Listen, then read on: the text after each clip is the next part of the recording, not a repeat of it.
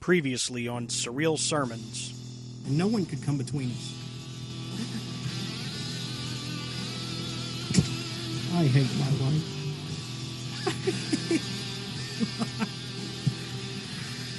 It's taken the nuance of life, and what we do now is that everyone goes to work pretty much hating their job, but in some weird way, we go to other businesses with the money we've made from the job and life, and then we have no freedom. And we just like to shove it to the mouth of freedom. So I'm just saying it that way. So we get our job, we go to our job, so we make X amount of money. And then we go to this other store that is not our store or our business. We say, here is money. And we look at everyone in that business and we go, well, everyone hates their job in this business too, in this store. Oh, it's okay, because I hate my job, they hate their job, and we're all sacrificing massive amounts of hours of our life for the sake of maybe like buying this one product. You're the first person laughing at that joke. You make me feel good about myself, Jeremy. I'm easily amused. Yeah, well, I have your number now. Oh, God. Because he's a cokehead. And that fingernail kind of poked me in the eye. And so I came home, and the eye was just a little irritated, like I was probably fine, but I decided that I needed to probably go to the doctor. And they gave me antibiotics, and they covered it up for a day or two. And that was totally fine after that. Can I tell you something? Yes, sir. I just threw away every note I'd made, every question I was going to ask. I just want to hear you riff on anything and everything for the next, I don't know, 10 to 15 minutes. Perhaps you had better start from the beginning. Perhaps you had better start from the beginning. Perhaps you had better start from the beginning. Perhaps you had better start.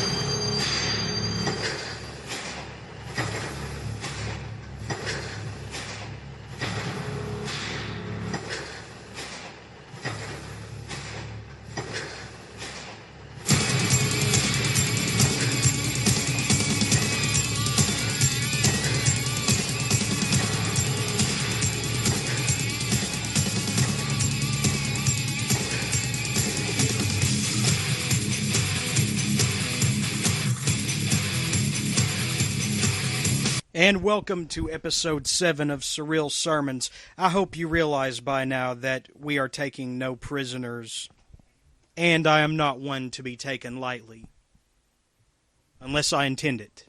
I have nothing to say this week, other than I've got a great show for you. In just a few moments, I will be talking to Justin Cole, filmmaker, director of The Upper Footage, probably the most controversial found footage film in 10 years, at least since the Blair Witch Project. Even Quentin Tarantino is tangled up in the backstory of this seemingly doomed project from the get-go. And I'm hoping to get Justin Cole to fill in the backstory, some of the plot holes and everything in this very troubled saga in filmmaking history. And then Robert Devereaux will close out the show talking about his latest book and final segment in the trilogy of Santa Steps Out, and that is Santa Claus Saves the World, courtesy of Deadeye Press.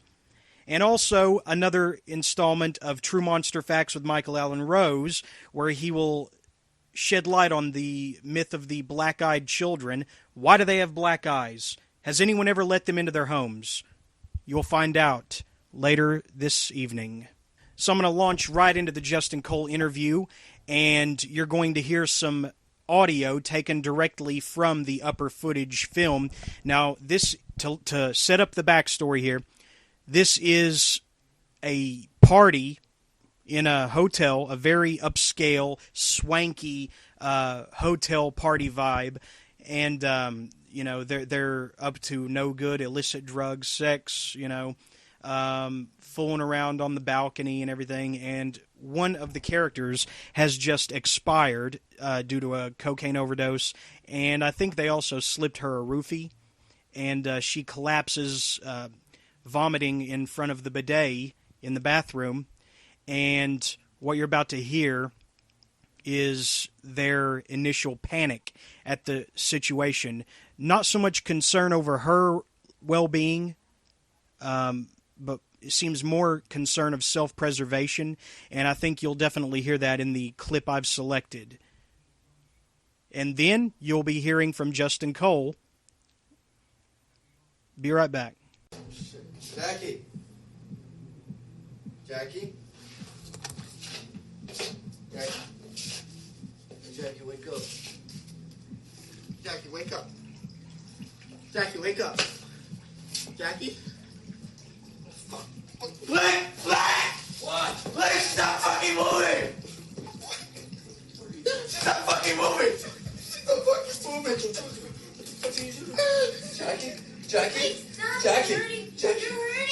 Jackie, put it down. What the fuck are you doing? Call an ambulance! Stop breathing! She's not fucking breathing! Go to the fucking ambulance!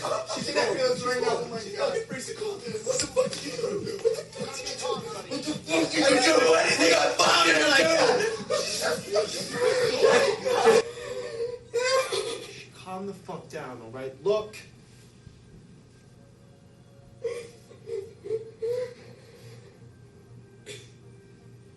Best case scenario, we get away with this. Shut up. Best case scenario, we fucking get away with this. Now we're gonna have this fucking bullshit on our shoulders. We're gonna have it on our fucking shoulders. We're gonna have it for fucking ever. That's the best case. The worst case, we spend 20 years in a fucking prison cell getting fucked in the ass. Now,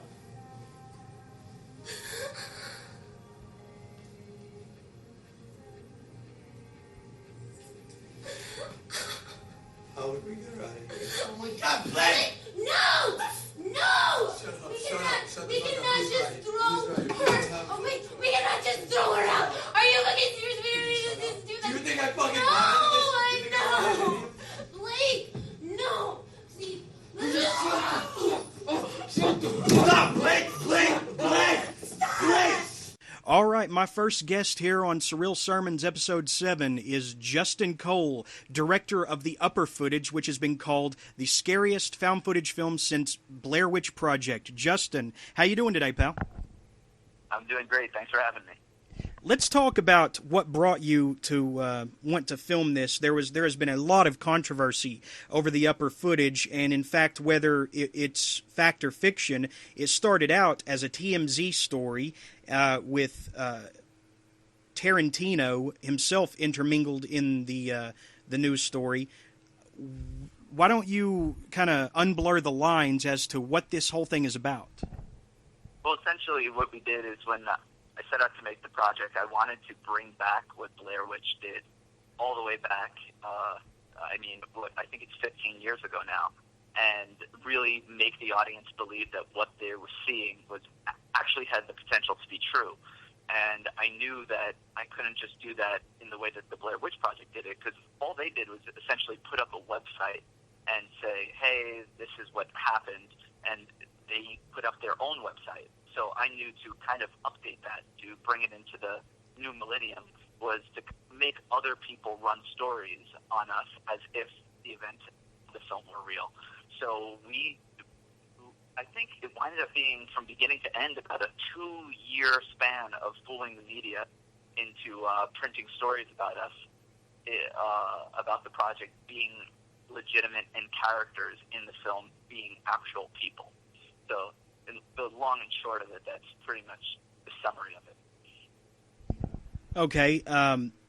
Was it? I'm sure it was challenging keeping the truth obscured for this long. What sort of challenges did it present?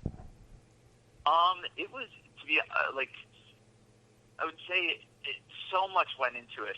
We had all the actors sign long confidentiality agreements before shooting even started, and thankfully everyone kept their mouths shut. But we went out of our way to even make the actors on set look as different as they ever have been previously, and they were going to look in the future. Like, we wanted to create like one-time characters for each and every person on the set.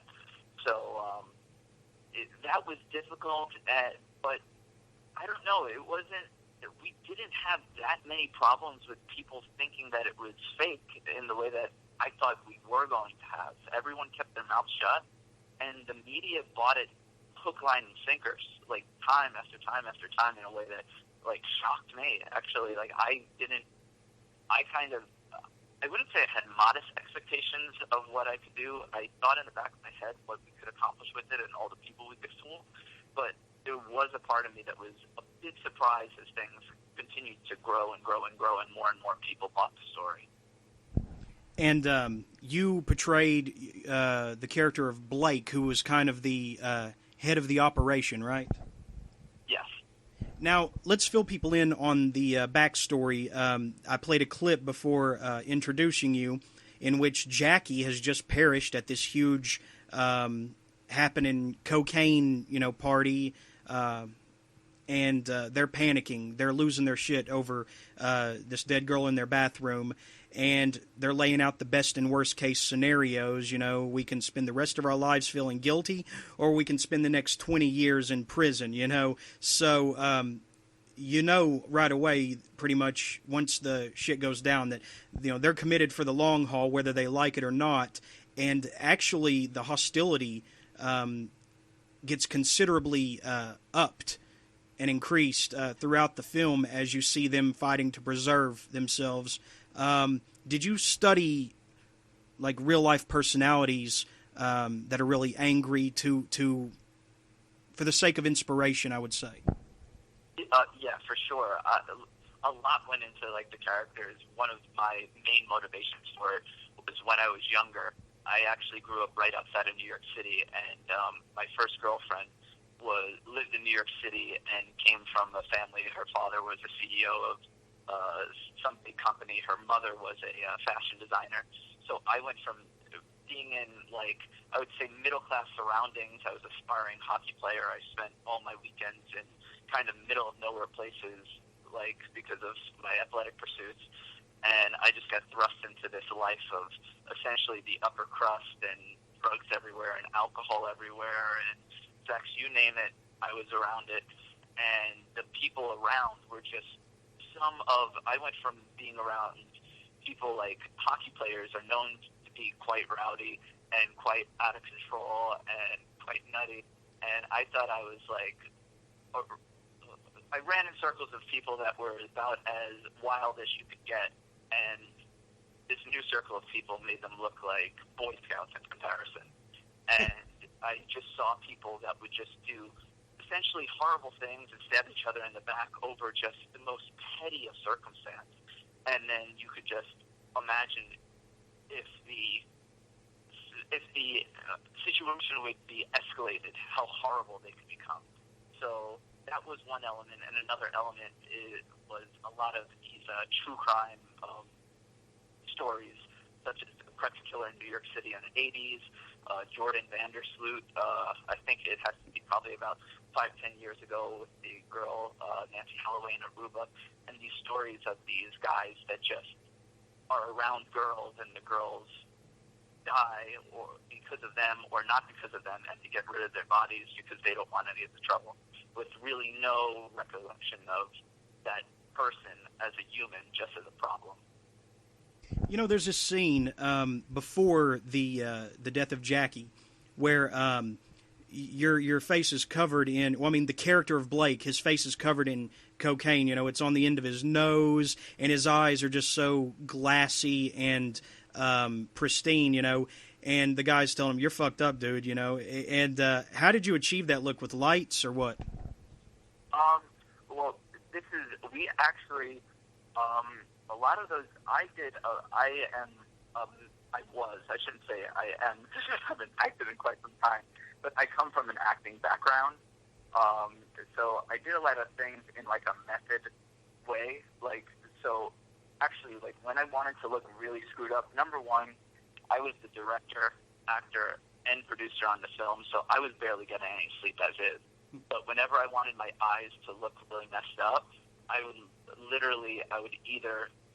would take my fingers and put them right in, like, the crutch of, like, where my nose and my eye meet, and I would, like, essentially poke myself in the eye until my eyes started watering and they turned red, and then I would close my eyes and I would, like, rub my hands on my eyes, and I would just, like, get, like, the desired effect that I almost had it down to essentially a science by the time when I would look in the mirror and my eyes would be like, I knew how many times I had to rub them and how hard I had to essentially poke them to get the right look.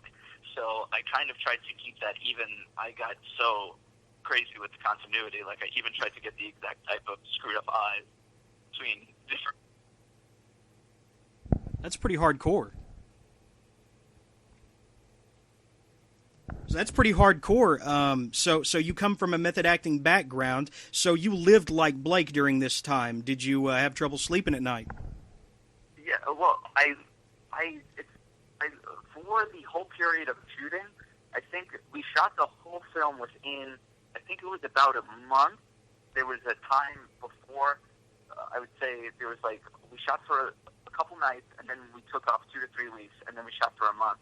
Within that month, I don't think I slept in my own bed for more than a day or two. I would literally, like, if I could sleep on the floor, sleep on the back seat of my car, wherever I could, because the amount of work that I had to do to make everything with the project work was so much more than I thought it was going to be, just because this was my first project, and there was a bit of, I was a bit naive in a lot of ways what it would take to accomplish this, and which actually ended up working in my favor, because if I knew how much effort this really would have taken and how much work it would have taken, I would have been a lot more nervous than I was going into it. Okay, how did the other actors feel about your zeal for perfection? Did they find it hard to work with you at times? Did you find it hard to work with them? Yeah, nobody, like, there were, I would say there's, who liked me on set? I would say more people disliked me on set than liked me on set. I would say that. Because the things that I wanted everyone to do to make it look realistic, people weren't comfortable with a lot of those things. Like, the first night that we actually shot, I wanted everybody to feel what a whole night like that would feel like. So we started shooting, I believe, at about, like, I think it was about 5:30, the sun went down. And I said, I planned out the shooting schedule, and I said, we're going to shoot the whole film tonight. If we don't get the takes we want, who cares? We'll essentially make a rough sketch for the whole film tonight so we could see what it's going to take us to pull this off the right way and see what it's going to feel like to start partying at, like, 5 and be burying the hole at whatever as the sun comes up. So we literally had to shoot from the party in the apartment all the way to the end of the film. And it was a solid, I would say, 13 to 14 hour shoot. And as it was going on, like, as the hours went on, crew members were like, I'm hungry, I'm tired. Actors were like, 2 actors all of a sudden had doctor's appointments to get to. And I was just like, screw you guys, we're shooting this, we're doing it. Because it was one of those things, when I was casting, I made sure to let everybody know, like, listen, this is not going to be a conventional film shoot. We're going to, like, push the envelope on things, and you have to be comfortable with that. And if you're not comfortable with that, this isn't the project for you. And everybody was, oh, this sounds like the greatest thing. Everyone was so excited. Mm-hmm. But when it was ready to implement it, a lot of people started falling short on that and wanting to like find out and like wanted it to be a little more glamorous. And I didn't make a lot of friends, I'll tell you that much.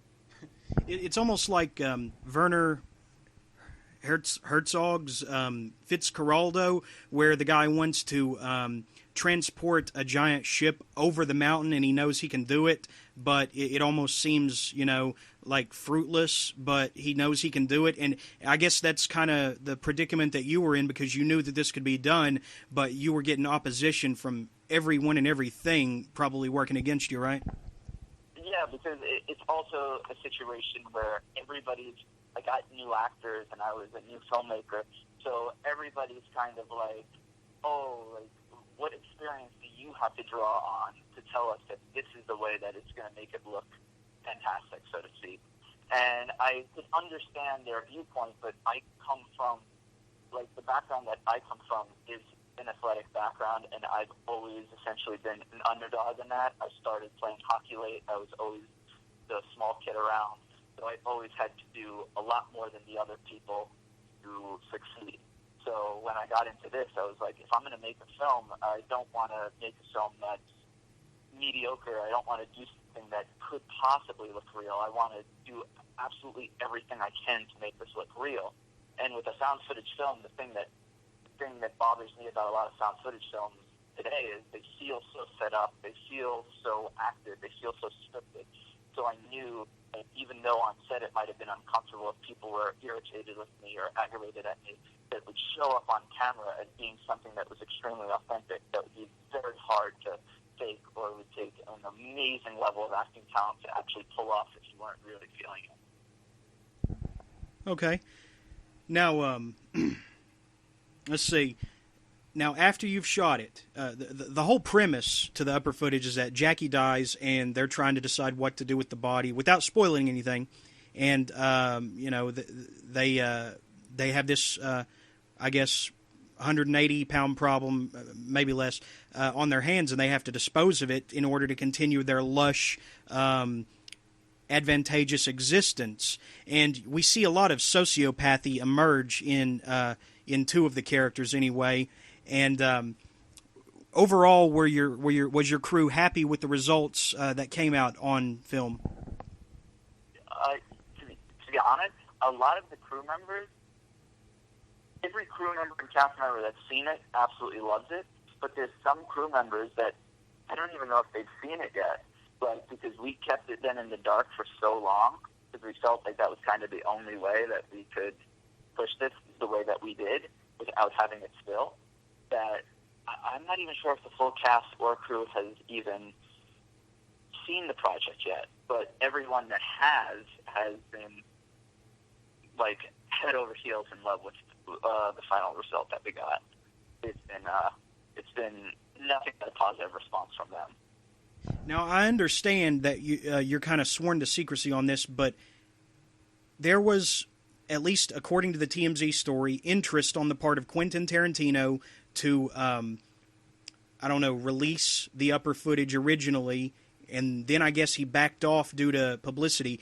And again, I understand the situation that you're probably sworn to secrecy, you can't say too much, but what can you say?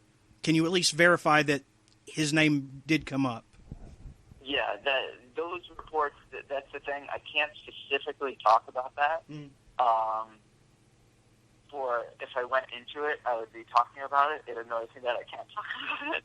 But we, when all the marketing campaign was at, I would say, its peak, and a lot of people thought it was real, we did have a lot of interest from various places that were interested in the project, including we went out and we met with actually one of the producers of Paranormal Activity. We met with Paramount about it. We met with a bunch of places about it, and that whole thing just kind of spun. All I could say is a lot of the stories that are out there, what's really weird looking back now, is there was a lot of fact that was printed and a lot of fiction, and there was a point where the two really didn't seem any different. Like the stories that were saying factual things that were happening about us look the same as stories that were saying things that were completely fictional. So it became a very odd situation for us. We were kind of living it felt like we were living almost in a movie ourselves, because we were just like, people were writing stuff about us that was untrue, people were writing stuff about us that was true, and we kind of lost control of the story at a certain point. Wow. Now, I believe it was last spring when you and your crew decided to come forward and officially confirm that it was fictional to the Indiegogo backers and the press at large. What went into that decision? Did you feel that you were not going to be able to market it otherwise, or what? Yeah, well, when we were talking to the studios, when we were talking to people in general, it just became too convoluted, because I was a indie filmmaker that was pushing what was essentially a snuff film. So I had to keep up this image that was real, but then when I talked to distributors, I kind of had to tell them it was fake, just on the basis of, like, if I walk into an executive's office with a hard drive with a girl dying on it, it could cause some issues, and no, I didn't think anyone would release it. But we got to the point where not only was nobody willing, no major distributor was willing to run the film with the illusion that it was real. So, and that was something that meant so much to me, because that's kind of the main reason I made it, and I thought it was something that would be incredibly interesting, not only for myself, but like I feel as an audience member, to sit down and watch something and you're not sure if it's real or fake, just would really lead to like a great conversation, and I feel like that's the best. The best in any art isn't something just being great on its own. It's leading to a great conversation after, and that's with books, movies, TV, a picture on a wall. It doesn't matter. Like, I think that's the value of any artistic thing, and no distributor really shared that vision. So we kind of just said we're going to release it ourselves. We did a theatrical run in New York City, and then after that, it just became. There were so many things that went into it. The actress whose face is blurred in the film, her mother flipped out when she found that her daughter was in the film, and she started making our life difficult behind the scenes in more ways than one. And we just kind of were just like, we were kind of feeling like we were making everything a bit harder on ourselves by going, no, there's a real girl that overdosed, and it kind of let other people kind of take liberties with us. So we kind of just got sick of it and said, well, just admit that it's fake and see where we go from there. Okay, now when you did the theatrical screenings, there were actually some protesters, right? Yeah, we actually had the first night shut down. We had a online campaign that people were tweeting at Mark Cuban, because he owned the theater that we were screening at, to get it shut down. It was a whole mess. It was a mess that we in hindsight we enjoyed it, because it just added to the story. But at the time, it wasn't too fun. Do you think that maybe that was good publicity, getting the rub from Mark Cuban, though? Yeah, it didn't really like blow up when that happened. So I don't know if the publicity really helped us. But like as a final piece, like figuring everything now, I have to say I'm happy that it happened, because it kind of brought this thing that we built essentially online into the real world, which was really neat. Well, I'll say this. Mark Cuban is certainly no stranger to controversy himself. If you remember a few years ago, 2003, he said the line about how, the sexual issues going on with certain NBA players, it was good for the NBA. I'm saying it, not you, don't worry. But, I mean, it was in the press, let's be fair. And so he's no stranger to controversy himself. I don't know if he went after you guys or not. Did he? Oh, no, he didn't go after us at all. Like, I wish he would have, actually, to be honest with you. Like, people have kind of, like, I would have been thrilled. I mean, I personally think he's a pretty cool guy. So I thought that, and he also has loads of use in avenues, so that wouldn't have been something that would have bothered me too much. But unfortunately not. I can't say he did. I wish I could say that he did that. Now, after that whole mess with the theatrical screenings, and you guys coming clean that, yes, this is a fictitious film, the distribution issues only got worse from there, too. It was seeming like it was going to end up in development hell, right? Yeah, it seemed like it was. We went through a lot of false starts, and I kind of became a bit bitter towards the industry because of it. Because there were a lot of people made us promises that weren't followed through on. We had a lot of almost, like a lot of things almost happened. But long and short of it, without going through each specific incident, is no one was willing to put the film out as is. I winded up doing recuts to kind of suit certain people's needs so they could watch it, but the recuts I did, I absolutely hated, and it was meant, so I have like a weird, I don't know if this will be every project that I work on from here on out, but I have I was going to say weird, I have a strong connection with the project, and I didn't want to, the last thing I wanted to do is put out a pandering piece, but I feel like a lot of stuff, especially towards the, like certain demographics of society, are like, essentially, like, make a character in this likable, make a couple characters likable, don't make them racist, don't make them misogynistic, let the audience, like, relate to them. And that's exactly what this film wasn't about. It was like to show life in a certain segment exactly how it is, whether it's comfortable or not. And I just wanted the film to be released in the way that I wanted it released. And we have spent lots of time exploring avenues to make that happen. And it took us a while to find out how to do it on our own. And we finally found that back with putting it online on Vimeo on demand. Okay, so it's on demand. People can watch it now on Vimeo and also video on demand? It's on Vimeo VOD, which is essentially like any other video on demand format. You could watch it on pretty much any TV, any computer, any tablet, anything like that. But the only thing is it just doesn't have the name as, say, like if you Time Warner Cable, it's not on there. Like you have to specifically go to Vimeo, but it is available to watch on any TV or anything. So it's for us, it has wound up being an amazing option, and we feel like we're a bit ahead of the curve with it. I know Josh Whedon, the director of The Avengers, actually put his latest film on there a couple months back, and I feel like it's something that will grow over time for the independent filmmaker, because, I mean, I hate to be one of those bleeding heart independent filmmakers, but it's not really a great market in general for independent filmmakers if they want to get the films they want to make out there. It's kind of rough, so avenues are opening for you to essentially be an entrepreneur of your own work, which is Vimeo gives you the chance to do, which is really exciting. Okay, now I understood at one time that this film was to be considerably longer. The final cut clocks in at about an hour and 27 minutes, and wasn't it supposed to originally be 2 to 3 hours since you got the whole night on film?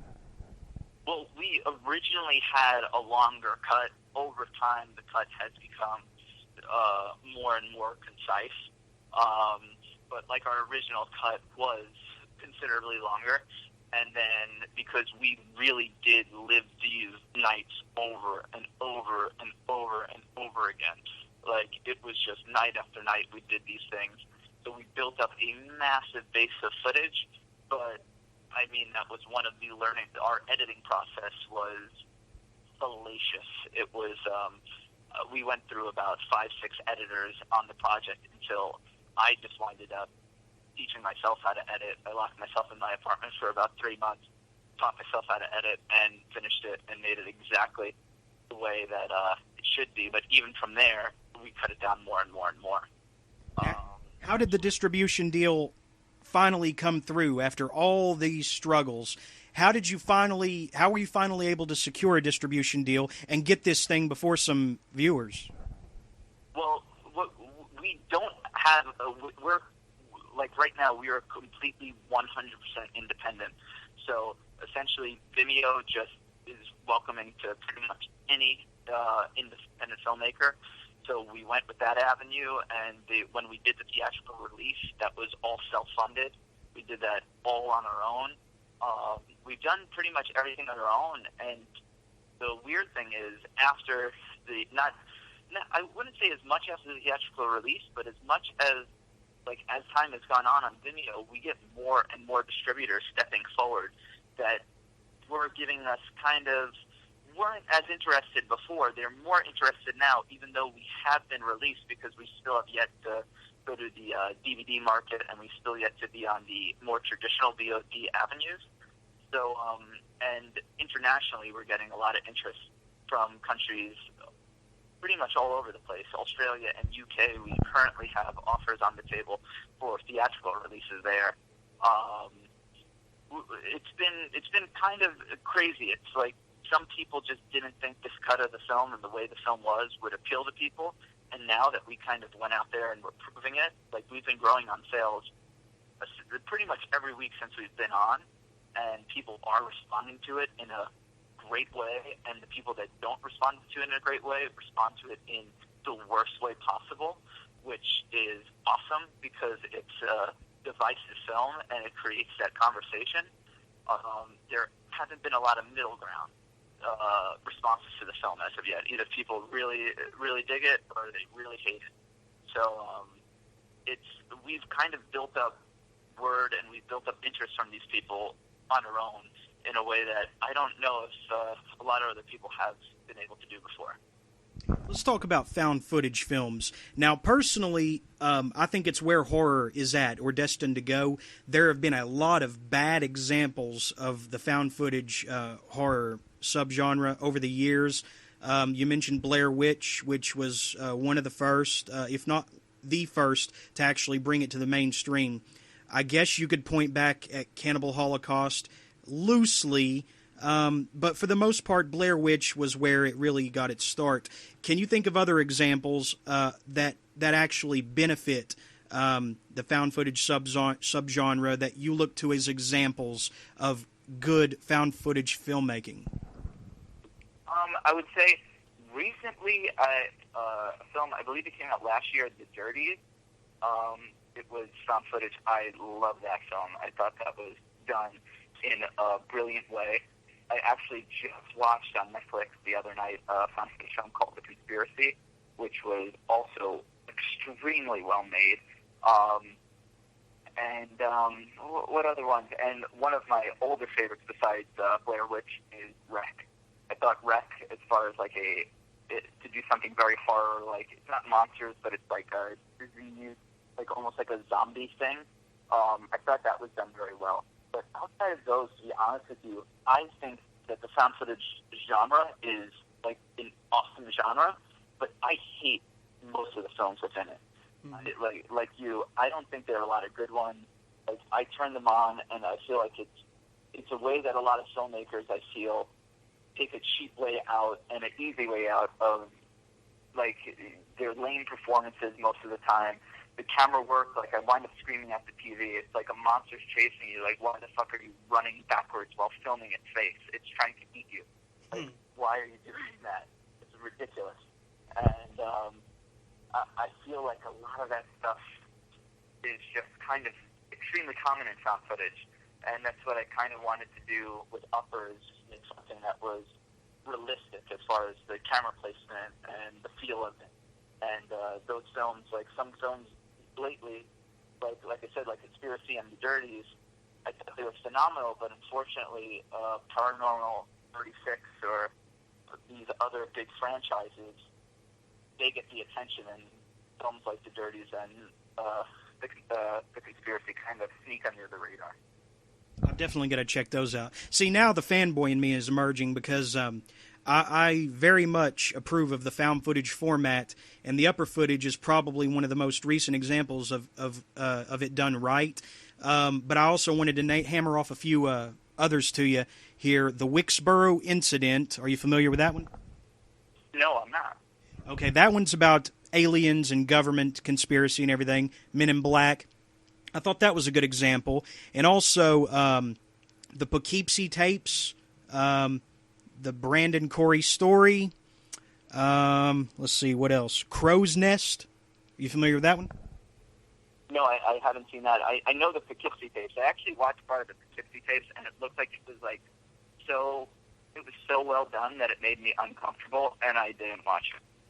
Yeah, there's a scene near the end when they show the woman who the only survivor of this guy's long range captivity and what he did to her. I mean, mentally, physically. I mean, it shows. I mean, if you were watching it without that knowledge going in, that's another one that you could believe was a real documentary. You know, and that's the hallmark of a good filmmaker. So, no, go ahead. No, I like I said, I saw that. I believe they put that film up on. I saw it on. I believe it was a couple years ago. It was on YouTube because they never wind up getting a distribution deal with that. You're right. They had it like on a lot of those and I was like, wait, is this like illegal that it's on YouTube? And it looked like from a legitimate account, it had a bunch of views. And I started watching it, and I figured because it was on YouTube, like how offensive can it be? How raw can it be? And I started watching it, and I got like super uncomfortable. I was like, oh shit, this is deep. Like I expected it to kind of be almost a bit cheesy that it was like on YouTube, and then I was watching it, I was like, oh my god, like I got so uncomfortable. So that's a compliment to them. Yeah. Yeah. Now, let's see. Now, you mentioned before that this created problems with the mother of the actress who portrayed Jackie when upper footage kind of got up on its feet. Do you think that dangerous filmmaking of that type, you know, that it elicits that reaction in a modern day sensibility, that, you know, a modern day audience that is very hard to shock or titillate or offend, and the fact that you succeeded, just like, you look at Cannibal Holocaust as an example. Ruggero Deodato, he had to appear in court to prove that his actors were still alive, in fact. And then you have a more modern example, Serbian film, where they couldn't get the negatives printed almost. The celluloid was confiscated by authorities over there. And so you are in an elite class of filmmakers, you know, that might be considered dangerous. Is that a badge of honor for you?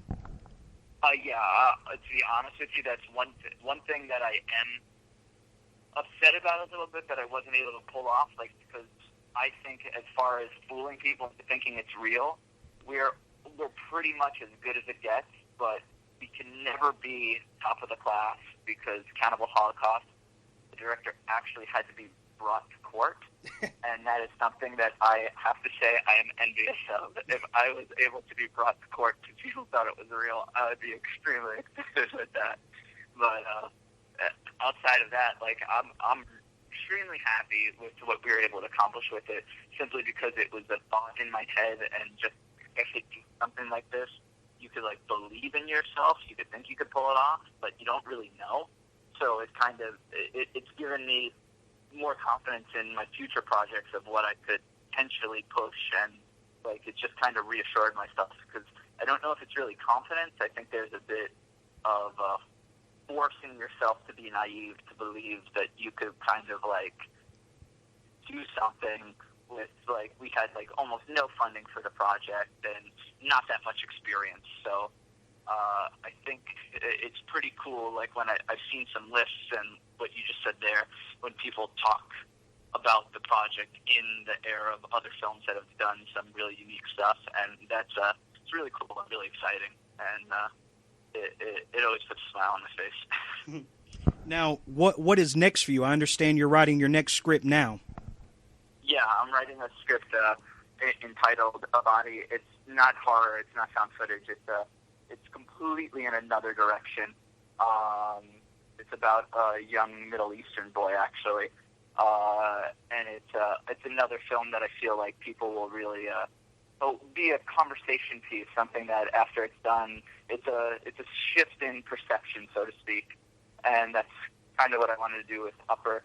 I think it's very traditional. It's going to be very traditionally shot, so it's going to be exciting because it's new ground for me all over again. So are you one of those filmmakers that constantly wants to reinvent yourself and your cinematic language as a director? Yeah, as far, like, that's what I'm thinking, like, what exactly is my theme as a filmmaker, and it's not a certain shot style. It's basically, I just love a change of perception, like the world that we live in today, so to speak. I just feel like a lot of things are just, nobody thinks right, and it's kind of like a frustrating viewpoint, like when you start to look at stuff from an objective perspective. And I think if, like, I could just make films that, like, after people see it, it like sticks with them, and they could, like, talk about it, and maybe they could, like, take a little something with them.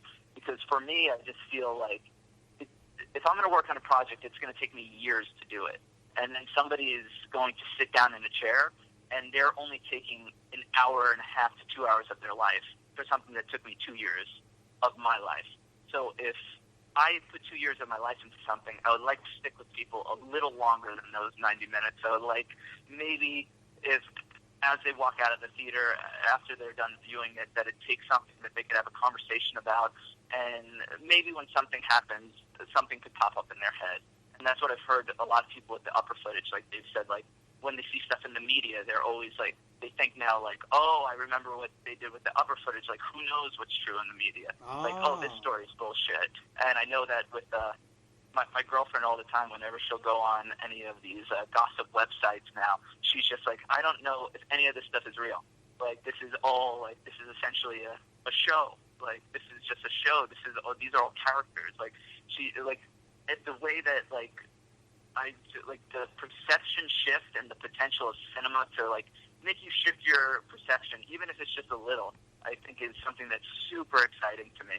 And I feel like so many movies come out now are just like, oh, we'll give you, like, a formulaic story, and then you'll get your chills and your thrills, like, almost like a roller coaster that you're sitting still for, and then you're done with it and you never forget or remember it again. Yeah. And I kind of want to make stuff that's like, even if it's just flight, that like maybe I stick with you for a little bit and the perception changes just a little bit.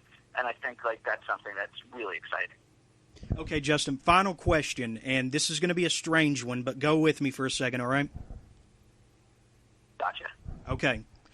You mentioned before, or just now, about perception change and also skepticism of the media. Now, I'm not throwing out a conspiracy theory per se. I just find it odd that, for instance, one of the parents with the Sandy Hook incident, which was a tragedy, it was strange to me that one of the parents was all jokey and smiling, and then he started speaking all seriously. Yeah, it was. The tears didn't start rolling until the camera came on. Am I the only one that found that unsettling? No, here's the thing, and I am one of those people that when I see things with a lot of these cases, like it's always now in society, it's become this like almost a scarlet letter to be what they call a conspiracy theorist. But like when you just look at stuff and you don't know exactly what's going on, but it just doesn't smell right. Like it doesn't smell right, and you see this stuff in the media all the time. Just as if you're in the room with someone that's lying, you can't say exactly why that person's lying, but you have that feeling in your stomach, like that's a liar. And that situation, when you see that, that just makes you unbelievably uncomfortable.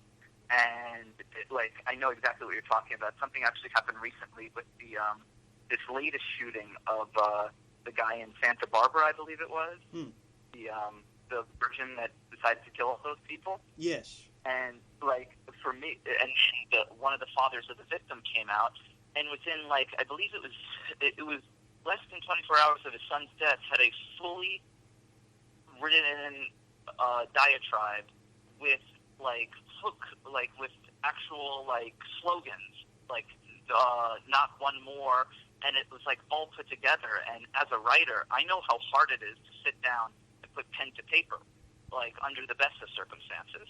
And I couldn't imagine if somebody that I loved passed away, that you go out there and you write a unbelievable, you write this crazy thing, and then you perform it perfectly the next day. And when I see stuff like that, listen, I don't know if there's something up, there's something fishy.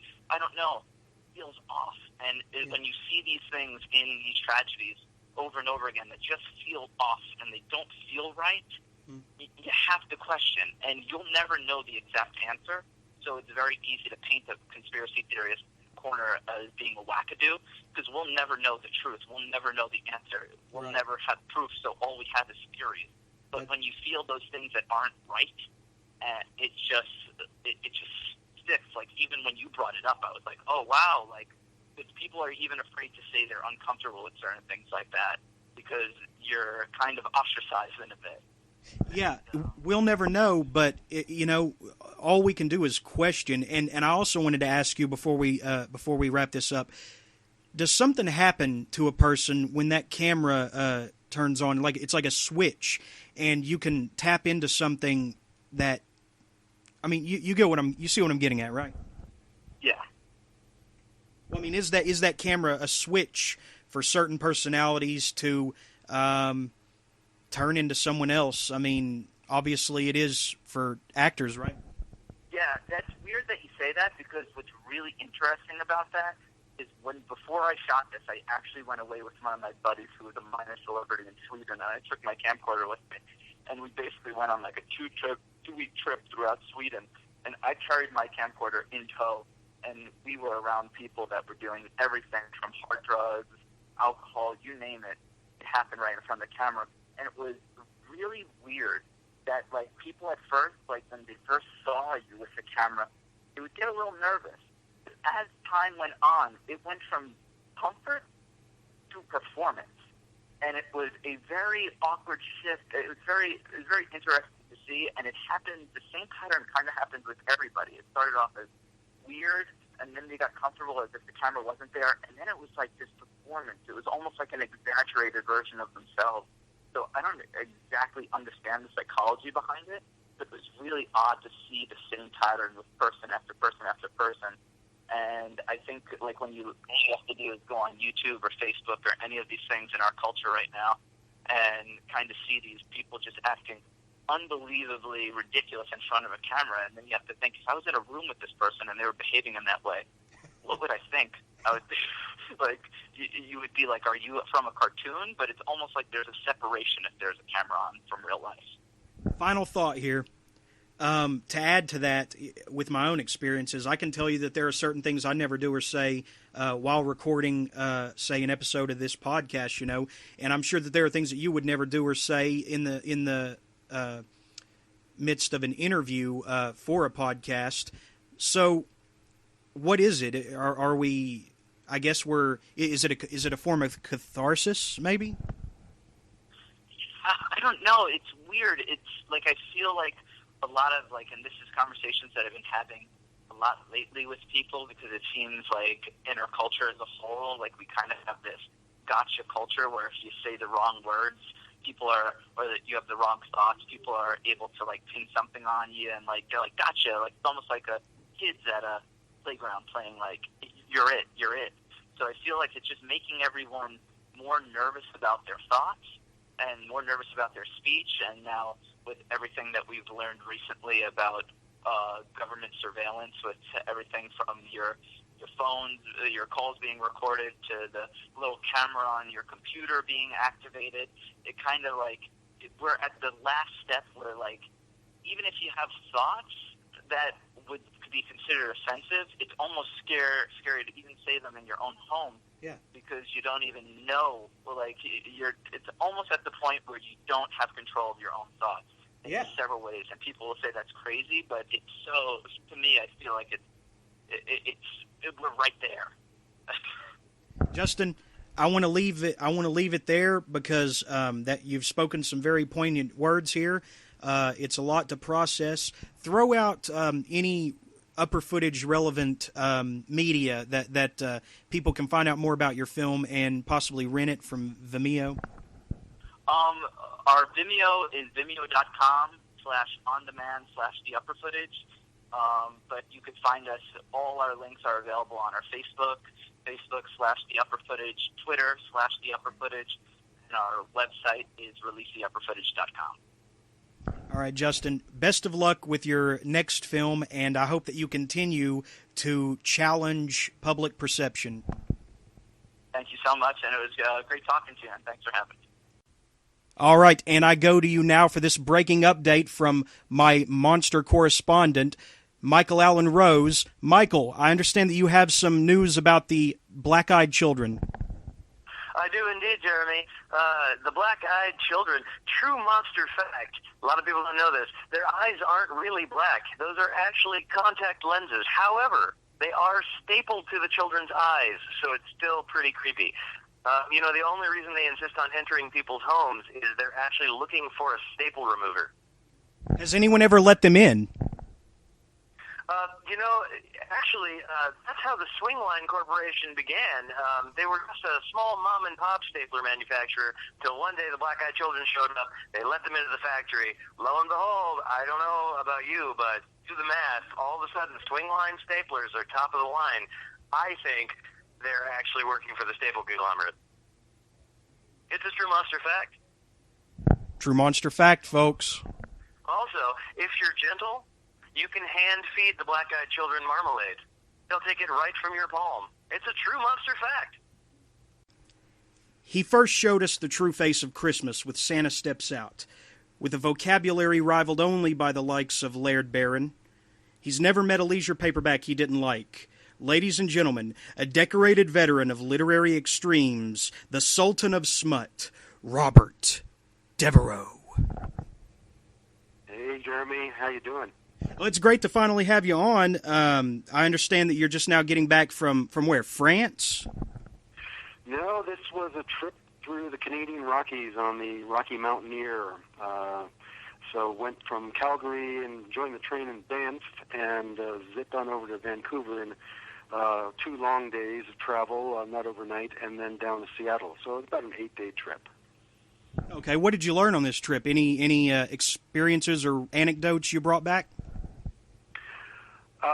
Well, I learned that while this train is a magnificent marvel. It's about 25, 30 years running, I think. I don't like to be confined in a small space where cargo gets preference over passenger trains. So you end up waiting a lot of time shunted off to the side. But the landscape is magnificent all the way along Canada, especially. Okay, no problems with customs, right? No, they didn't find anything. I had nothing for them to find, but yeah, no problems at all. It was interesting. We were on the train, so Vancouver to Seattle, and while you're on the train, you're in Canadian territory, and the customs officials, when the train gets to Seattle, come onto the back of the train and process everybody getting off. So if they turn anybody back, they just bring them back to Canada. They haven't gotten them to the U.S. yet. Okay. Now, let's talk about the work for which you're most famously known, and that's the Santa Steps Out trilogy. Now, this whole thing began with Santa Steps Out, A Fairy Tale for Grown-Ups, and there's a lovely article up on Lit Reactor written by Cameron Pierce, which I drew a lot of my information for this interview from, actually. There was quite a controversy in Cincinnati, Ohio. A man shopping at Kroger bought one of these leisure paperback versions of Santa Steps Out, and he was quite outraged by what he read. Can you walk us through that story and where your head was at the time? Did you consider it a badge of honor that you offended this man on this level, that you jarred him like this, or were you did it affect sales? What? At the time, I was working for Hewlett Packard, a very large, of course, hardware and software company, and I was concerned that first of all, when the story broke, that living in Colorado, which is you can fire anybody state without telling them why, I was concerned that it might go more public and end in my being let go. I was also at the same time hoping it would become a cause celeb and people would learn more about it and sales would skyrocket. What basically happened is this young man looked at the Kroger paperbacks and saw a Santa story that probably he thought it was another slasher Santa kind of thing, and he thirsted for blood. So he bought the book, and I don't know how much of it he read, but he took offense at things that aren't even in the book. He complained about child pornography and bestiality, which are not in the book at all.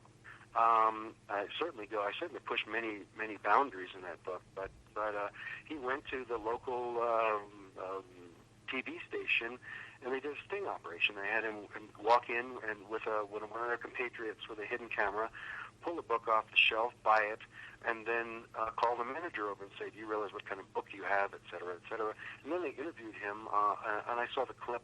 This was a good 15 years ago. I have no idea if it still exists or not, of him talking to an interviewer on TV. So at first I was quite outraged that my book would be misrepresented that way. Even talked to some lawyers about the possibility of suing or doing something. But once you're an author, you're kind of a public figure, so it gets to be difficult to win such lawsuits. And I decided not to do that. Much too expensive to do it, and it just blew over. Now, did the news station reach you for comment? I'm sorry, did the news station reach you for comment on this at all? No, not at all. You weren't even able to defend yourself? No. And as a result, Kroger pulled the books from all of their stores. In Colorado, it's King Soopers, and I don't know where else they might be. But basically, Kroger's is a nationwide chain of stores. But fortunately, my publisher, my editor, Don Doria, said that I'd had a 70-75% sell-through rate, and later he said, the publisher has no concern with continuing to publish my books. So there was no impact negative from the publisher's perspective. Now, talking about the plot of Santa Steps Out, it's about Santa who is rekindling an extinguished flame with the tooth fairy. Is that correct? Yes, that's correct. Mm-hmm. And give me a little more background on it. Sure thing. I basically came up with a plot where Santa Claus was once Pan, the great lascivious king of the satyrs in Greek mythology, and when paganism fell to Christianity, he was transformed rather than be destroyed and lost his memory of having been Pan. And the Tooth Fairy had been a tree nymph, and particularly an ash nymph. The Greeks used ash wood to model their spears, and so she was one of the fiercest of the ash nymphs, and she turned into the Tooth Fairy. But she remembered who she was. Now, the one proviso was that on Christmas Eve, when they were both out visiting human homes, they should never meet. And through a mishap at the beginning of the book, the circumstance arises that they do meet, and she seduces him, and he gradually starts getting his Pan nature re-emerging from this generous Santa Claus figure. That's the heart of it. The Easter Bunny also comes into it as part of Greek mythological creation myth. There are many of them, but Robert Graves, in his wonderful book, details all of the creation myths that are part of Greek mythology. And so I borrowed one that actually had a cosmic egg related to it, and made him part of that myth. So he becomes he's a horny voyeur, and other than delivering the eggs, he likes to peek in invisibly at human windows, watching humans fucking and getting off on it. So that's where he starts the book anyway. So it's got that underlay of Greek mythology, which is one of my passions, and it's got the three characters that visit our homes, during the year for reasonable purposes. So I had a great deal of fun with writing that book, and people like it a lot. Now, when you say the three characters that visit our home every year, you mean the Easter Bunny as the third one and not Jehovah's Witnesses, right? That's right. Characters who we have good feelings about, so that automatically eliminates the Jehovah's Witnesses. Right. Because there's no reason for them to visit, right? No. Now, you took a long break between Santa Steps Out and Santa Claus Conquers the Homophobes. When did you release the second one? Second one, well, that was done when I joined Eraserhead Press. They brought Santa Steps Out back into print in a beautiful edition, bringing back Alan Clark's wonderful illustrations from the original Dark Highway Press hardback that Jason Goldberg and Darren Sanders brought out in 1998, I believe that was.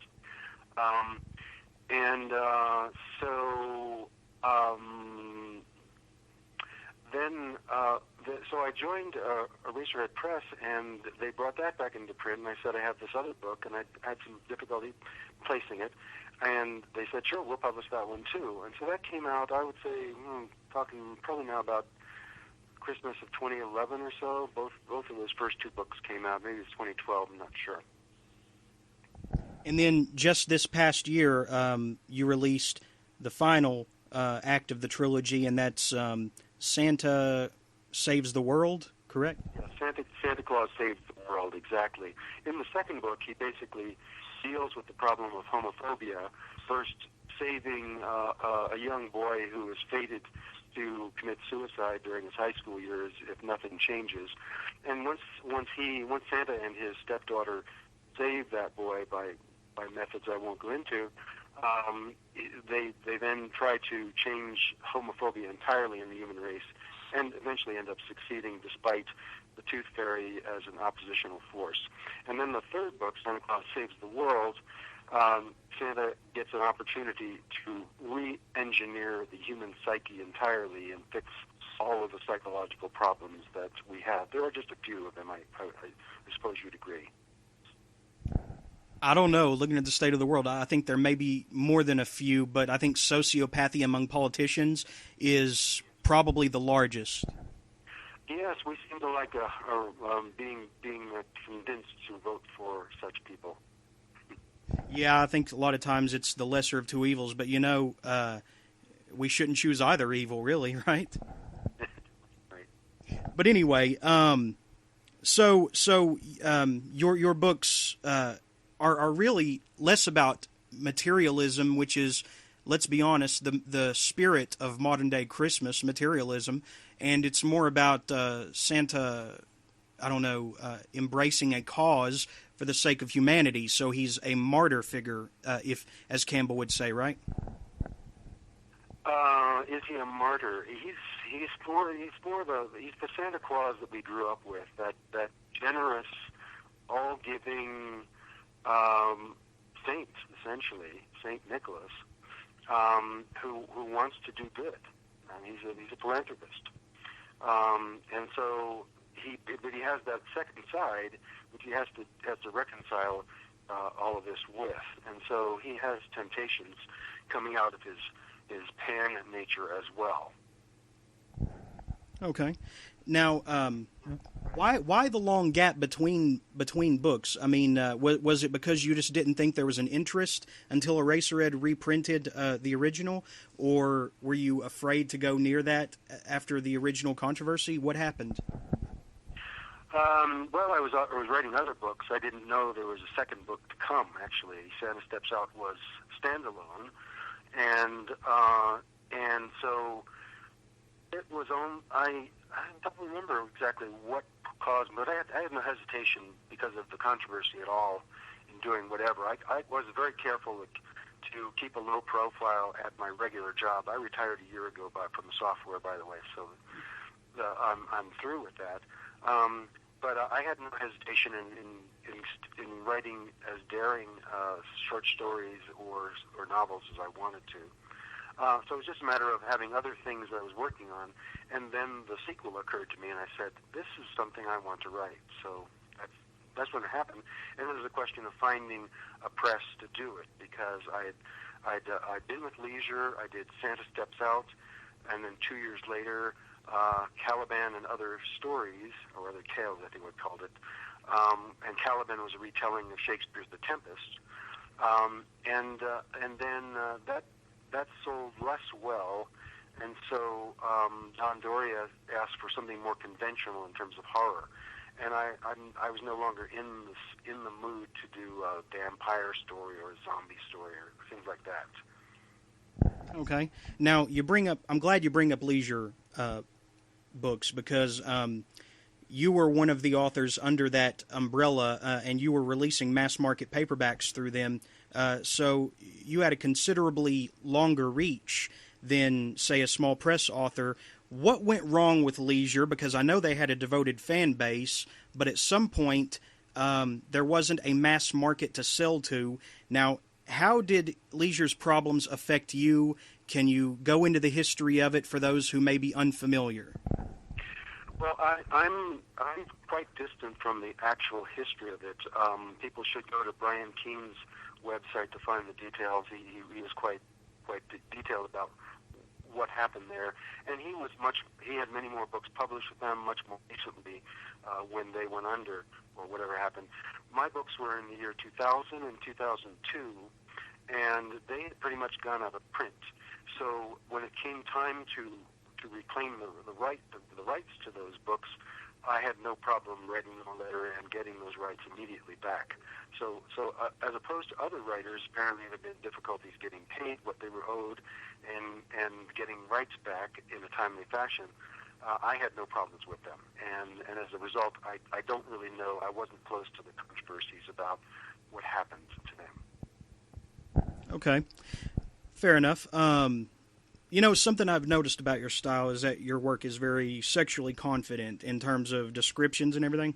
Any thoughts on this? What, do you consider yourself a stud, or do you just think that modesty is an insincere thing? Well, I have always been interested in erotic energy, let's call it. I'm currently doing a practice called orgasmic meditation, which comes out of California, but has presence as various places in the world. It was originated by a woman named Nicole Dedone, who has written a book called Slow Sex. And essentially it's a practice. If people are interested, they can go to onetaste.us to find out what it's all about. But it's essentially a practice between a man and a woman where you don't have sex, but you experiment with sexual energy, and the man strokes the woman's clitoris for 15 minutes in a highly structured way. So without going into the details of it, it's something that seems to have a lot of benefits to those who try it, and it seems to be also males and females are both of them interested in it. It's a practice that is without goal. You're not heading for a climax, and it gets away from the male and female script in terms of dating or sexual conquest or any of that nonsense. So it's a refreshing thing that I discovered a couple of years ago, but I've always been interested all my life in eroticism, erotic practice, and sex, sexual attraction, and how the male and the females relate to each other. So that ends up in my fiction a lot, actually. So is the idea to stay tapped into that sexual energy with this practice all the time? Not so much that. It's more to be mindful while you're living, and to be respectful of whoever you're partnering with, and to well, it's hard to describe it without going into the details of it, and that's really not what we're talking about here. But it's just an interesting twist on things. It certainly comes out of it has roots in other San Francisco organizations and practices. it's catching on. It's hit the big magazines, Cosmopolitan. I think there's been a Playboy article about it and so forth. Fascinating.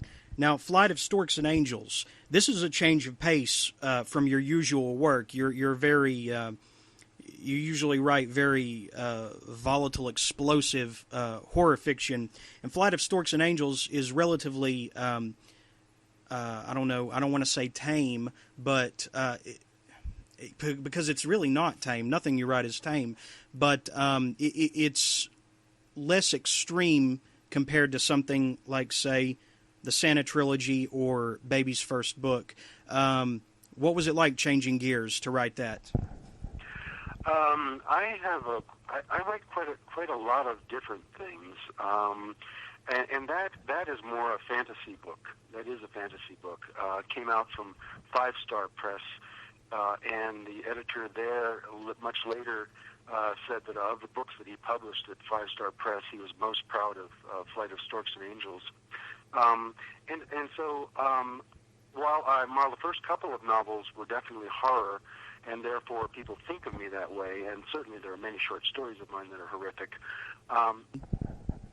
Yes, well, I have no problem shifting gears. I have a widely read background in many kinds of literature, and I just happen to have hit publishing first with horror novels. So Flight of Storks and Angels is definitely a fantasy novel, not a horror novel. Certainly dark things could happen in it. But I'm very comfortable with writing that. In fact, one of the first book I wrote, I'll eventually probably self-publish, is a retelling of the Oedipus myth, and it's called Oedipus Aroused, Homer's long-lost third erotic epic. So I have a passion for many kinds of literature, many genres, and many books that aren't even in genre.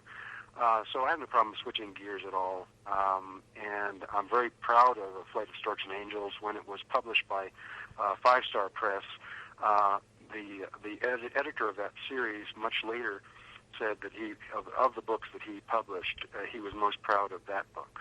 And that made me very happy indeed. Now let's talk about Baby's first book of extremely fucked up shit, because this is the work that introduced me to you as an author. I think my favorite story overall is Clap If You Believe, about the man who is courting a fairy, a literal female fairy, and I found that fascinating how you related her to the reader as if she were a real woman instead of just a fantasy creature. Now, I understand there's a little bit of background there, and it was originally published in Crank. That's right, it was. And I wrote that story in 1990 at Clarion West Writers Workshop in Seattle. And that's, for those not familiar, that's a 6-week workshop with 6 different instructors, one per week. 5 of them published authors, and the 6th usually an editor of either anthologies or books. Mostly in the science fiction and fantasy realm, and they'll usually let in a few horror folks. So I wrote that story, and in the week that Gene Wolfe taught us, and he came in afterwards, and that is to say, when the story was critiqued, typically what happens is we go around the circle and all the students say what they have to say about the story, and then the instructor chimes in. And so what Gene Wolfe said was that when he read my story, he wanted to go to my room, kill me, and claim it as his own. So that just blew me away. It was a wonderful compliment. But it's one of the stories I'm most proud of. I think it's told from the viewpoint of the young man who is courting the fairy called Tinkerbell, named after the character Tinkerbell, and his misfortune in not impressing the parents very much. So it was an interesting point of view to take. Now, did you say Gene Wolfe? Yes. As in the author of Shadow of the Torturer? I believe so, yes. He's a very well-known science fiction, or what do you want to call him, author. So you had the chance to learn under Gene Wolfe at the Clarion West Writers Workshop. That's correct, yes. Now, have you ever considered doing a workshop of your own? I'm sure that you have some wisdom to impart. Never have. At the last Devereaux Con that Eraserhead puts on every November, I and Shane McKenzie, new and upcoming hot author, did a joint workshop together. But that was for an hour's workshop together. I have had in the background some teaching experience, and I'm not drawn that way pretty much. I mean, I suppose I could fake it well enough, but it's not something I want that gets me excited. Okay, do you believe that the craft just has to manifest on its own? Do you believe that authors are almost cheating by passing this wisdom down in a classroom? Do you believe that it should happen organically at a typewriter, in a notebook, or at a computer? Well, I think it's a combination of those things. You have to have the drive to do it, the passion to do it, and the talent, and the attention to detail. But there are certainly things I have never stopped reading books about the craft of writing, and there's always something to learn. One of the most important things that I did was that workshop, because you learn quickly that when you hear 20 people talk about your story, they are going to be conflicting. People are going to hate it. People are going to love it, and for various reasons. And something that may impress one reader may turn off another. And so you learn to filter out what works for you, what you hear, and what resonates in you in terms of changing or not changing the story if you're going to re-edit it afterwards. So the other thing is, when you start having stories accepted by one editor after another, and it may take a long time or may not, but every time a story is accepted, that gives you another boost in confidence as to what you're doing, and so you develop your own voice over years of working your stories, making them the best you can. But certainly, craft can be taught, and hearing stories read out loud, that's important. It's a really combination of those things you asked about. Now, and moving on to another story in the collection, Little Miss Ultrasound. It's interesting because as I was reading, I was reminded of these parents who are so desperate to see their children succeed that they'll dress them up at age 4, like John Benet Ramsey as a good example. They'll dress them up and doll them up, for success at such an early age, and it's such a high-pressure industry. I don't know, what do you call it, child modeling, child fashion? It's alarming, if you ask me. But it was interesting that you moved that to the prenatal environment with this woman modeling ultrasound babies. Babies on the ultrasound, they would give them glittery clothing, and there were contests based on this. Did I read it right? In a Ramsey case was the reason I wrote that story. I was just outraged that people would do such things to their children. So that was the impetus, and then I moved it to third trimester fetuses as a way of making it even more absurd and outrageous. But that was very well received and made people very uncomfortable. And I have to say, I'm sorry, go ahead. Go ahead. I have to say that probably the centerpiece of this collection would have to be The Slobbering Tongue That Ate the Frightfully Huge Woman. How long did you work on that? And it was first published It Came at the Drive-In, or To the Drive-In? It came from the Drive-In, and that was edited by Norman Partridge, wonderful writer himself. And was an homage to the 1950s drive-in movement, especially with horror movies at the drive-in. So that one, God, I don't know. I just came up with that idea and just ran with it. I had a great time with it. Overwritten, deliberately, funny lines, strange lines, and I read it. It was actually anthologized. No, never mind. Okay. yeah, that was, I don't know how long I worked on it. I think that one sort of zipped on out and was polished pretty quickly. Now, you have an intimidating vocabulary. I believe it was you where I learned the words cloying and accipitrine, if I'm pronouncing that right. Mm-hmm. And I was wondering, how have you managed to cultivate such a comprehensive vocabulary? Was it intentional? Do you travel with a thesaurus on you at all times, or what? I have a PhD in English literature, a background in the English Renaissance, and of course, Shakespeare is the most well-known author of that time. But there were so many skilled, very gifted writers in that period of time, including prose fiction, prose essays, that it's hanging out with that as well as with other periods of English literature.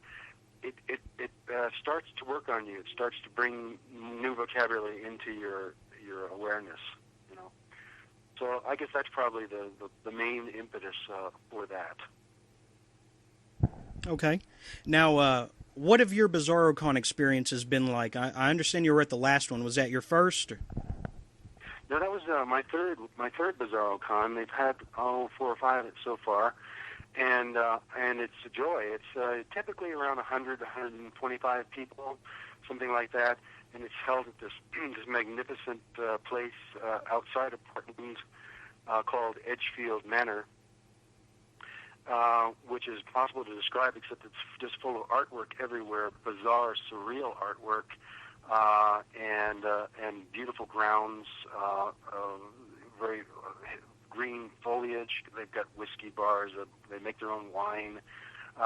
It's a grand place.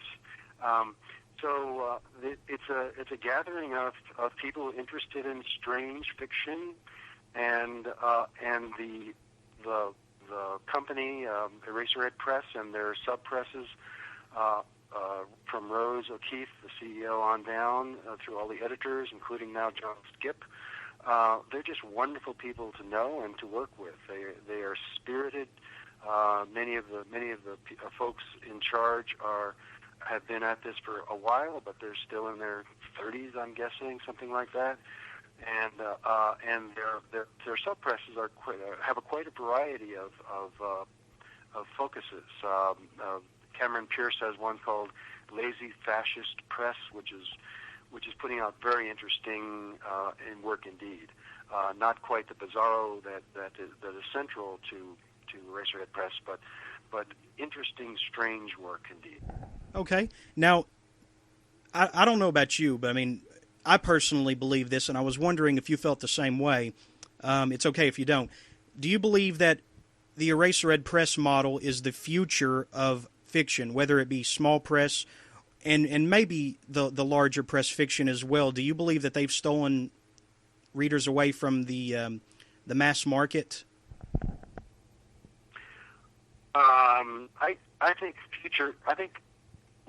fiction is constantly shifting and changing, and I think one of the things I like about Eraserhead Press and other small presses, Sinister Grin Press is another one, is that they look beyond their own model. They look for quality. One of the books they published out of John Skip's sub press called Fungasm Press, a great title on its own, is Haunt by Laura Lee Barr, and it is a magnificent ghost novel which could fit into any major publisher at all. So they're looking for quality work, strange, yes, but they're not fixed on their own model and stuck into something that's not going to change. Does it take away from mass market? I have no idea. Things are changing so much in the publishing industry that I'm probably going to start putting out some books of my own using the model that Dean Wesley Smith details on his blog and in some of his books about publishing. Okay, can you go into a little bit about what that model is? Well, essentially, Dean Wesley Smith and Christine Catherine Rush, who long ago, about 20 years ago, had Pulp House Press out of Eugene, Oregon. They have been in publishing, both in terms of publishing in with regular publishers and self-publishing for a very long time, and they both had great backlists. And when self-publishing started to come in, they brought most of their own work back into print and of course ebook format as well. And so they have a long history, and Dean Wesley Smith has generously shared that information with anyone who wants to read it, about how you go about creating your own publishing company, what the nuts and bolts of becoming a publisher, both in print on demand and ebook form. Okay. Now, do you believe that the advent of the ebook with Kindle and Nook and such, do you believe that kind of chased away some of the traditional publishing model? What do you mean by chased away? That it kind of stole away that readership. That's the understanding I took away from the leisure situation when I read about it in depth. Is that the advent of ebooks stole away that market or that audience? Do you agree? Yeah, I don't have an opinion about that. From what I've read though about things, ebooks are the younger generation is embracing ebooks with a passion, and the older not so much. But it's like there are two separate audiences, or there's an audience where, for example, what I do in ebooks, I download samples onto my Kindle, which is free, and maybe 1 in 100 books I'll say, I want the hardback copy of that or the paperback copy of that, because that's what I prefer when I read a full book. But others might say, okay, well, I'll buy the Kindle edition and just do that. So I don't know about the leisure situation and what they're blaming their problems on. Mm-hmm. What are you working on right now, Robert? Any future projects for Eraserhead or otherwise, the ones that you want to publish with the Dean Wesley Smith model? What does 2015 look like for you? Well, right now I'm working on one that does not yet have a publisher, but there are a couple of possibilities, and I'm calling it Throat Puppy: Confessions of a Clit Stroker, and it is going into what I've done, what has happened to me in the last 3 years, and in broad strokes, what that is having my wife, who died 2 years ago, be diagnosed with ovarian cancer, and our struggle through 2.5 years of her life until she died a few years ago, my retirement, finding orgasmic meditation, getting back into the dating scene at age 66, and bringing that all together in an interesting format. So that's what I'm sort of working on right now, and there have been some nibbles on that. That's the current project. There's several others on the back burners, which I'd rather not talk about. Fair enough. Okay, and this Throat Puppy book, that is one that you're probably going to self-publish, right? No, I probably will find a publisher for that. But if it doesn't work out, self-publishing is certainly a possibility. There's no projected release date on that, though, yet? No, there isn't. Okay. Do you have any short fiction that's set to appear in any upcoming digests or journals or magazines? No, nothing. I've stopped working on short fiction several years ago, and don't feel a pull to write more of it. So it would be the case where someone doing an anthology that interested me, its idea came up to me, perhaps at a convention or something like that, or emailed me or found me on Facebook, and I had the window to do something that struck me as something I'd be interested in writing. Okay. Are you the only Bizarro author or Bizarro-related author to have been published in Hustler? I've got to know that before we wrap this up. To my knowledge, yes, that's true. Yes, there was that showdown at Stinking Springs, which was published in Hustler Fantasy originally, which was I think it was a Hustler letter. I'm not sure what it was, but it was one of the first things I had published, actually.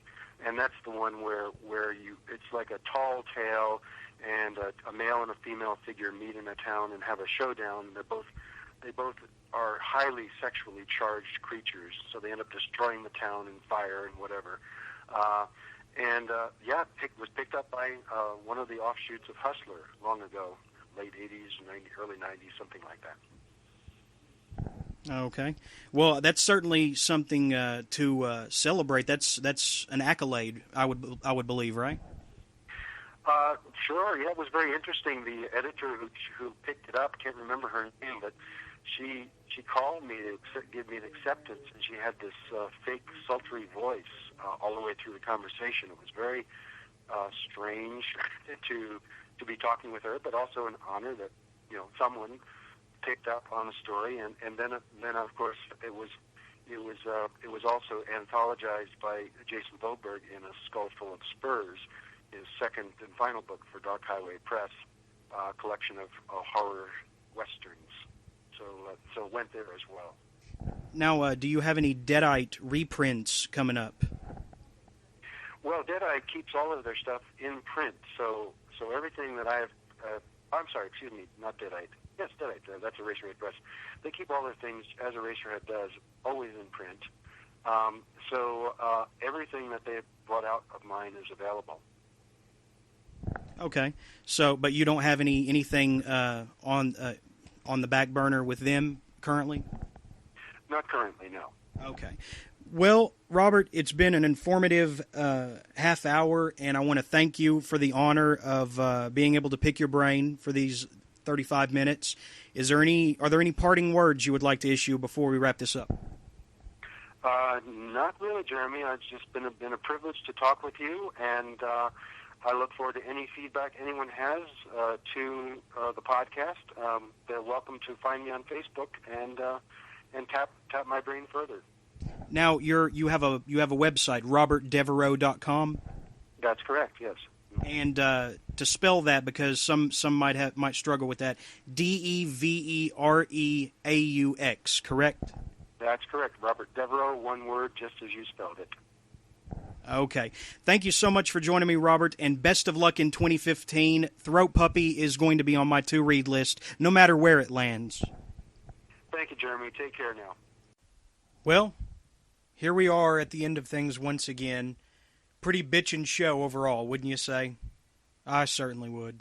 Next weekend, the debut feature of Kinky Storytime with Leza Cantoral, and possibly Surreal Psalms with Vincenzo Byloff, if he can ever take it upon himself to help me record it. Talking to you, Vincenzo. Yeah. Also, how can I forget the guests? Jason Rizos, author of Super Center, and the highly esteemed Shirley Jackson award-winning scribe Laird Barron, who raced the Iditarod for 3 years, I believe, and truly a veteran of the horror genre, and probably one of my biggest guests to date.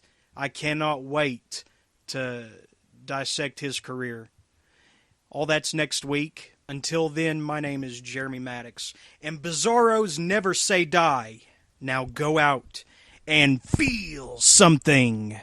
Surreal Sermons was taped before a live alternate universe.